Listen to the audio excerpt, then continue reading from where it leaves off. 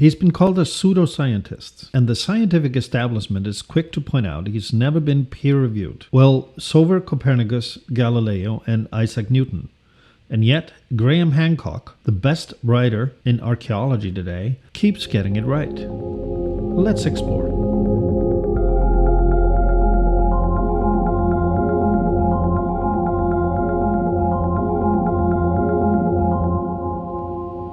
Hi everyone, and welcome to Project Bluebook, your destination for the exploration of all things unidentified. I am Thor, and thanks for tuning in. The problem with new theories is that you have an existing and prevailing school of thought with a whole institutional structure and thousands of professional careers invested in its preservation. Contradicting it is a suicide career-wise. For comparison, think of anyone protesting a dictator like Kim Jong-un or Vladimir Putin. From the inside, it is a suicide. It takes an outsider to have a shot at surviving it and succeeding. Graham Hancock is an outsider, and his theories are backed by thorough, exhaustive research and evidence that are both noteworthy and being noticed across multiple disciplines: archaeology, anthropology, and geology. And it is the juxtaposition of these disciplines that turns out to be as rare as it is fruitful in explaining our past. Graham Hancock's basic tenor is this: our civilization is much older and richer than our history says, and the evidence to back it up is all around us. We choose to ignore it because it doesn't fit. The farther back in history we go, the more it sounds like a fairy tale, because it is. That is actually a quote. Hancock states that evidence across the world suggests that an advanced technological civilization existed on Earth more than 14,000 years ago, and it may go hundreds of thousands of years back, which of course is radical and would upend modern science and knowledge. In his book, Fingerprints of the Gods, The Evidence of a Lost Earth Civilization, published in 1995, Hancock makes the case that the presence of the Maya, Aztec, and Inca cultures and their precise mathematical understanding of stars, including calculating the moon circling the Earth to a millisecond of accuracy, and the Olmecs of South America before them, who look nothing like other American cultures, and seem to have come out of nowhere around 200 to 400 AD without any evolution or evidence of acquiring expertise in math, science, physics, and technologically advanced tooling.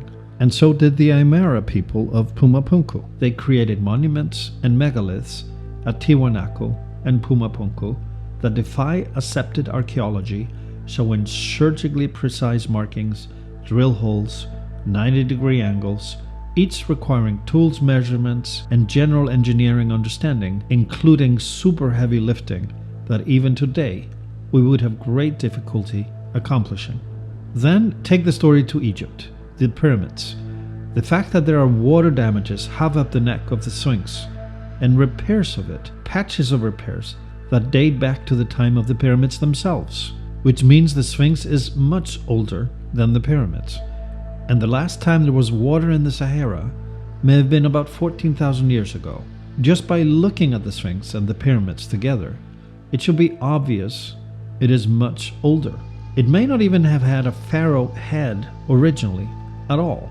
And think of the pyramids themselves and their astronomical accuracy and alignment. The 100 and more ton blocks of stone surgically put together on top of each other by hand. The description of how they were built using multi-generational army of slaves toiling from the river Nile and up the sandhills, hundreds of slaves, one rock at a time, for days, months, years, and decades. It simply isn't believable, but that's the current accepted explanation. And we have similar impossible stories with no plausible explanation for the origins of Angkor Wat, the Yonaguni-jima, an underwater city off the coast of Japan, Pumapunku, and Göbekli Tepe.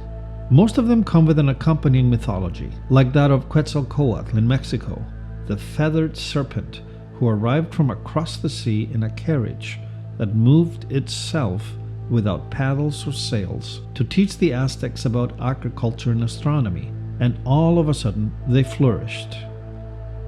It was also a serpent that gave Adam and Eve a bite of the apple from the tree of life that gave them wisdom. Culture upon culture across the world seem to not rely on gradual evolution to arrive at the pinnacle of scientific knowledge, prosperity, and reign, but rather, according to their own origins stories, the arrival of a deity handing over a body of knowledge to them. The similarities between Central and South American cultures on one hand, and the Sumerian and Mesopotamian and later Egyptian cultures on the other, cannot be discarded, and they're barely casually mentioned as purely unrelated and coincidental in our current scientific and historical doctrine. The sun god, the pyramid shapes, their purpose, their alignment with the stars, and calendar events, all coincidental? Graham's theories do align with the theories of ancient astronauts and ancient aliens, the writings of Zecharia Sitchin, and others who write of godlike beings who descended from heaven, myths turned religious fables. What can we imagine the roots of those myths to be? A group of ancient humans sitting around the campfire making stories? Or are they rooted in actual events that were then passed down through generations for preservation? To Graham, the ancient astronaut theory is not to be the only one considered, but it does a better job to fit the pieces together, to explain what we're looking at as a body of evidence across the world of the real human past and origins. And just like Hancock's theory, the prevailing school of thought precludes anything suggested by ufologists like Stanton Friedman, Bruce Maccabee, Linton Moulton Howe, and many others. From Hancock's perspective, the global archaeological record that has gone unexplained, along with myths of descending gods, perhaps they all point to the same root story. Perhaps the timeline from now and back to a catastrophic event, evident by the saltwater of Lake Titicaca as an example, the receding glacier of North America, the water damage of the Sphinx, the precise astrological alignment of the pyramids, and the summer solstice alignment of Stonehenge. They all point to a time about 14,000 years ago, and this fact doesn't exist anywhere in our history books. But then, Göbekli Tepe happened. In the potbelly slopes of Anatolia, Turkey, a brand new site had been discovered, displaying giant monoliths, caverns, and agricultural monuments. Located in the middle of what used to be the Golden Triangle of agriculture in ancient Mesopotamia, en route from Jericho on your way to the most prosperous area on the planet at the time, between the rivers of Euphrates and Tigris. Right there is where Göbekli Tepe was quickly fitted into the established history of a pre-Neolithic period dating back to 8500 BC. To quote Wikipedia, a sanctuary used by groups of nomadic hunters and gatherers from a wide surrounding area. Wait up. What did they just say? Hunters and gatherers? What about the giant astronomical monuments, the agricultural storages, the monuments decorated with art, glorifying the science of agriculture? Nomadic hunters and gatherers? The Hancock response to Göbekli Tepe is simply this. If it dates to 8500 BC, which is now the prevailing theory, where is the evidence of the evolution that led to its existence? Even in our modern world, think of the evolution in just 100 years, from the appearance of the Ford T1 to the Tesla. There's obvious relationship and evolution of technology present. If anything, to Hancock, Göbekli Tepe proves the opposite. The pieces of a fairy tale history don't fit together. It's an evolving story. Only 5% of Göbekli Tepe has been excavated. Alone, it proves we don't know our history. It proves Hancock's notion that we are an amnesia culture in denial of anything that doesn't fit accepted doctrine. And this, again, is what he has in common with ufology in general. Hancock's latest work, America Before, The Key to Earth's Lost Civilization, puts on display all of his skills as the greatest writer in archaeology today, exploring the mystery of the Serpent Mound, an archaeological site in Ohio with solstice alignment dating back, you guessed it, 14,000 years, to the mystery of the first settlers of the Americas, a date that keeps getting pushed back further and further, beyond 14,000 years by now. The most interesting topic of the book, which is exhaustively researched, including field trips to all locations, interviews with local cultural memory, as well as experts on each topic, science and data. One chapter of the book centers on a topic he covered in his book Magicians of the God, that multiple sites around the world offering physical evidence, along with cultural and religious stories, point to an event of an extraterrestrial object impacting Earth some 12 to 14,000 years ago, leading to the flood stories, plummeting Earth into a mini ice age, ending multiple civilization centers, including possibly Göbekli Tepe, Pumapunku, and pre-Pharaoh Egypt, to which the Sphinx belongs.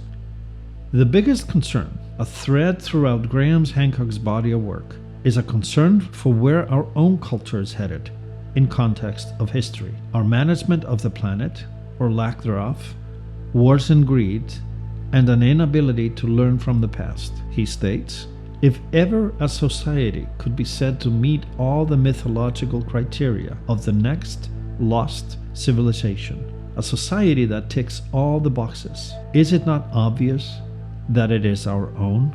End quote. The Aztec word for water is atl. How close does that sound to Atlantis? It's not a proof of anything on its own, but it adds lift to a theory. What if Atlantis, a city on the water and surrounded by water from within and without, as Plato put it, what if this mother of all myths has roots in reality? Graham Hancock may just be the one holding the key to Earth's ancient and lost civilization. You can watch and listen to this and other podcasts on Project Bluebook, the place to explore all things unidentified and unexplained. Each day, let's practice compassion and kindness. And please subscribe. I'm Thor, and thanks for listening. See you next time.